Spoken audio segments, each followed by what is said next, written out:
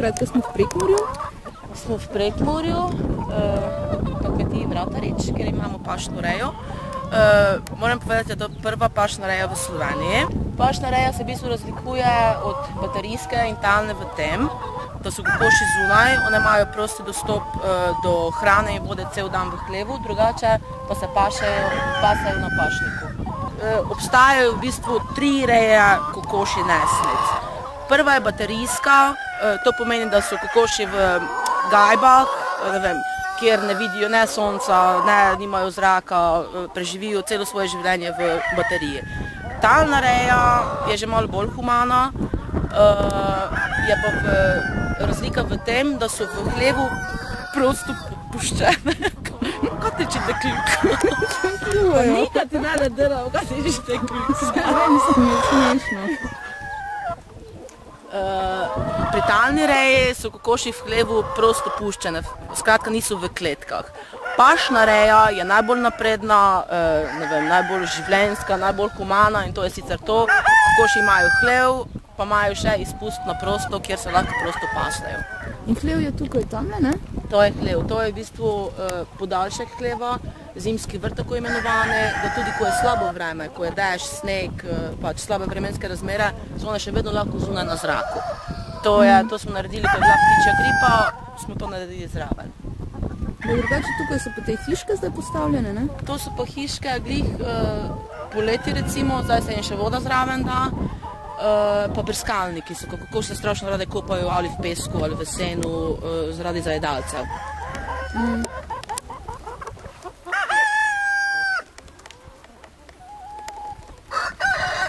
Halo, kokica. Halo. Kanina, koliko pa imate kokoši tukaj? Kokoši je tukaj 1000, s tem, da zdaj po novem imamo še tudi majhne piščance, ki jih vzgajamo sami v kokoši nesnice, ki se že od začetka navajajo na prostost. Pa v planu pa je še v bistvu še en hlev, ko se postavi, da bo še 700 zraven, samo to je res v planu. Zdaj med temi kokošmi vidim, ko se vsake toliko še sprehaja kot petelin. Ja, petelinov je, v bistvu petelini morajo na 50 kokoš naj prišel en petelin. To je izključno zaradi socializacije kokoše. Isto je pri isto pri živalih, isto pri ljudeh, pač mora biti, oba spola morata biti vključena in isto pri kokoših, kokoši so bolj mirne, so sproščene, petelini pazijo na red, to je to.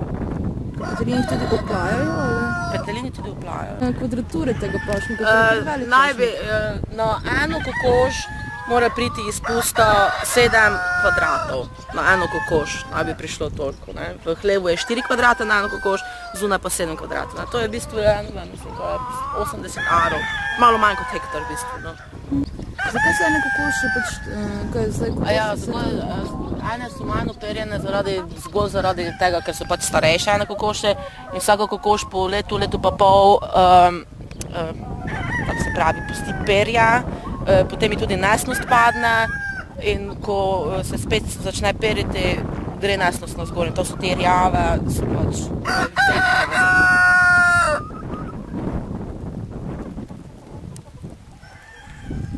te rjave pa grahaste, to so pa avtohtone slovenske pasme. In kaj potem, glede na peteline, se kokoši tudi razdeljujejo v skupine, ali? To si petelin si sam zbere, v bistvu, on se svoje skupine si napravijo. Pomembno je, da pride zadosti kokoši na enega petelina, če ne se oni v bistvu med sabo za svoje jate polijo. On se zbere svoje kokoši, pa zdaj recimo vidiš pač na primer. Zdaj on napravo, pa je par kokoši zraven poletelo. To so njej tudi ljubica, recimo. In zdaj, koliko jat imaš ti v teh svojim? Ja, zdaj, ne vem, zdaj računaj, 1000 kokošikov je, torej 20 petelinov, ne? Na 50 kokoš en petelin naj bi prišel. Torej 20 jat? Ja.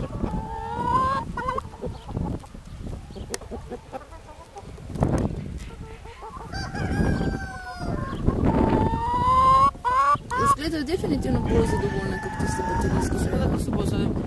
Mislim, to je tako, mislim, te kokoši znajo, ne vem, kaj je sveži zrak, kaj je sonce, kaj je rosa, ne vem, tudi strah poznajo, recimo. Ampak živijo, ne, kako normalno živo bitjo živijo. tiste baterije pa imajo, ne vem, mislim, kaj je 30x30 cm in tam, to je celi svet, ko ga ona vidijo, tisti 30x30 cm in to so po leto, dve, tak not, ne. Tako primerjave, tu mislim, sploh je nego.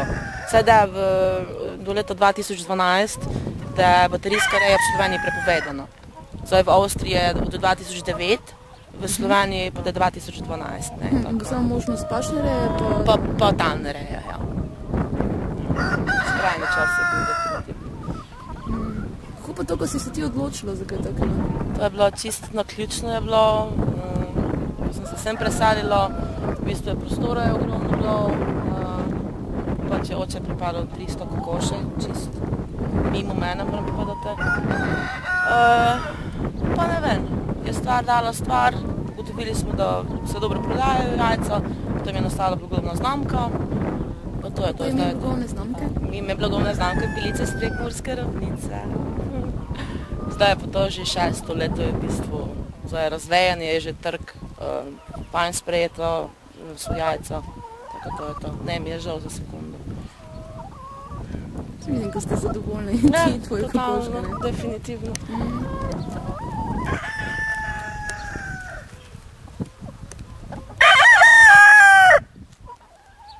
Sadovnjak mora biti prisoten pri pašni reji, zaradi toga, ne vem, kokoš, ko je zunaj, avtomatično, ne vem, ptič leti, avto, karkoli in ona rabi zavetje, ga se skrije pred, pač, ne vem, tudi, ne vem, v kakem visokogorju so tudi ujede, lahko kokoš odnesejo komod, ne. Mora pa biti prav v pravilniku, je, da mora biti en del pašnika, mora biti pač zasajen ali z drevjem ali z gromovjem, čimkoli. Mora biti.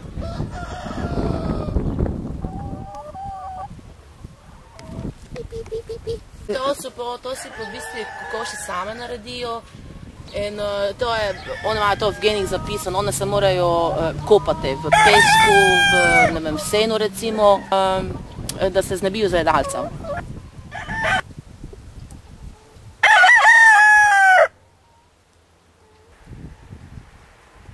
Zdaj bomo te del zagradili, da bi samo tam, ko se je trava pomora, ne.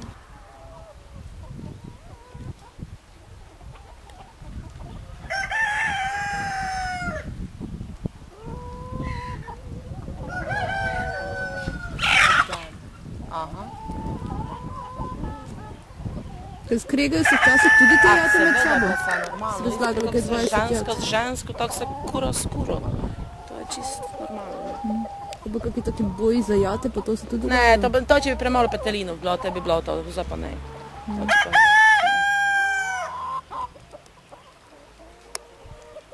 Imaš ugrajene, ne? Ja, seveda, normalno.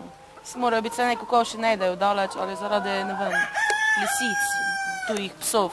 Zaradi teh stvari mora biti ugrajene, ne. Ko kokoš ne ide dale kak 150 do 200 metrov od hleva.